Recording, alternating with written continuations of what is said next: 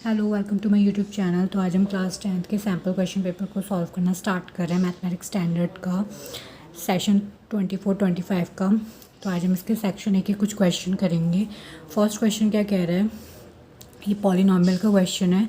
The graph of a quadratic polynomial P X passing through the points -6, 0, 0, -30, 4, -20 and 6, 0।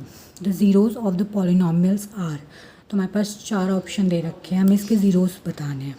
तो zeros में क्या होता है कि एक्स की वैल्यूज़ हम जो हमें पॉलिनॉमियल का फंक्शन मतलब उसकी जो इक्वेशन दी हुई होती है उसमें एक्स की जगह वैल्यू रखना होता है, उससे हमें वाई को ज़ीरो लाना होता है।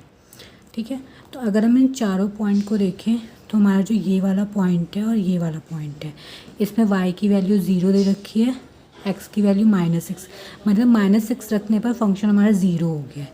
ऐसे यहाँ पे 6 रखने पर फंक्शन ज़ीरो हो गया है।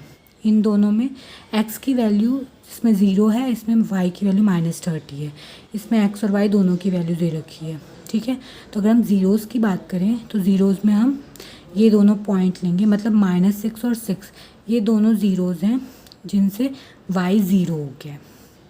तो इसलिए हमारा डी ऑप्शन जो होगा वो सही होगा, क्योंकि हमें यहाँ पे ऑप्शन चूज़ करना है तो हम इसके पूरा डिटेल में नहीं करें, वरना हम ग्राफ ड्रॉ करके भी कर सकते हैं।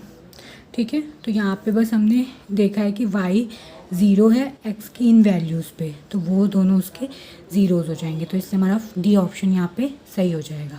अब नेक्स्ट क्वेश्चन पे चलते हैं। सो नेक्स्ट क्वेश्चन क्या है हमारे पास, द वैल्यू ऑफ अ के for which the system of equation 3x minus ky equals to 7 and 6x plus 10y equals to 3 is inconsistent is।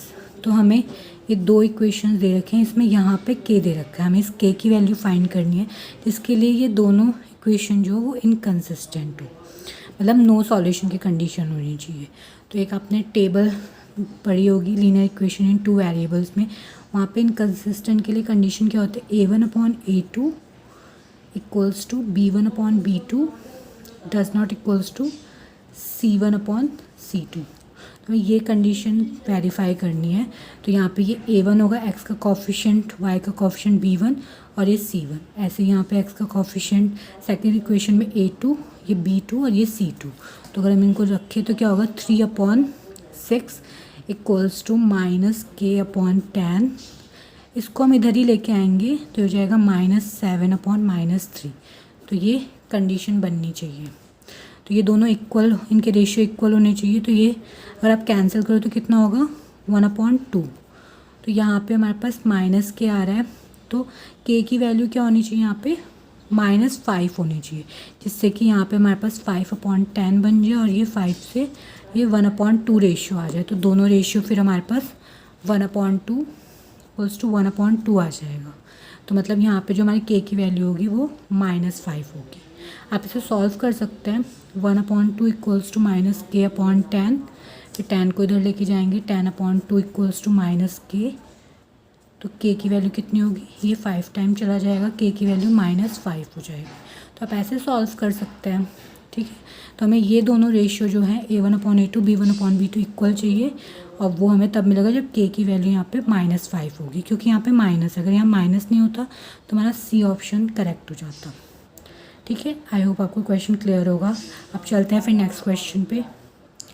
Next question क्या है हमारे पास, ये सर्कल का क्वेश्चन है। Which of the following statements is not true, first a number of second can be draw at any point on the circle, only one tangent can be draw at any point on a circle. तो ये हमारे पास ये तो true है। ठीक है, आप किसी भी सर्कल से के एक पॉइंट से आप एक ही टेंजेंट यहाँ पे ड्रॉ कर सकते हो। Chord is a line segment joining 2 points on a circle. तो यहाँ पे अगर आप कॉर्ड देखो तो यहाँ पे इन दोनों पॉइंट को जॉइन करके हमारे पास ये कॉर्ड बन जाएगा। तो ये भी हमारे पास ट्रू है। From a point inside the circle only 2 tangents can be draw.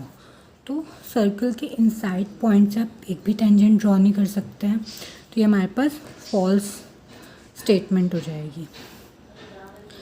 और यहाँ पे सेकेंड का number of second can be draw at any point on a circle, तो ये हमारे पास ट्रू है। तो हमारे पास जो फॉल्स स्टेटमेंट है वो डी ऑप्शन है।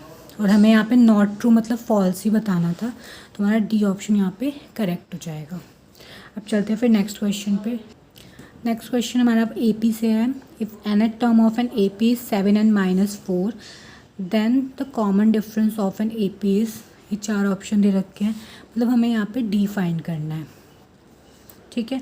और यहाँ पर हमें ए एन दे रखा है 7n-4, तो डी हम कैसे फाइंड करेंगे? डिफरेंस क्या होता है, जैसे कि हमारे पास एक सीरीज़ है A1 A2 A3 इस टाइप की, तो डिफरेंस क्या होता है यहाँ पे? सेकंड में से फर्स्ट टर्म हम माइनस कर देते हैं। तो अगर हम यहाँ पे ए एन की जगह, यहाँ पे एन की जगह 1 रख लेते हैं, तो हमारे पास क्या आ जाएगा? 7-4, तो हमारे पास कितना आ जाएगा? 3। एन की जगह अगर हम 2 रखें, 2 इसके टर्म फाइंड कर लेते हैं, तो ये कितना हो जाएगा हमारे पास? 14-4 इक्वल्स टू 10। तो अब अगर हम डिफरेंस फाइंड करें तो डिफरेंस क्या होगा? A2 माइनस A1, ठीक है। तो ये हो जाएगा 10-3 इक्वल्स टू 7। तो 7 हमारे पास जो ए ऑप्शन है वो करेक्ट हो जाएगा।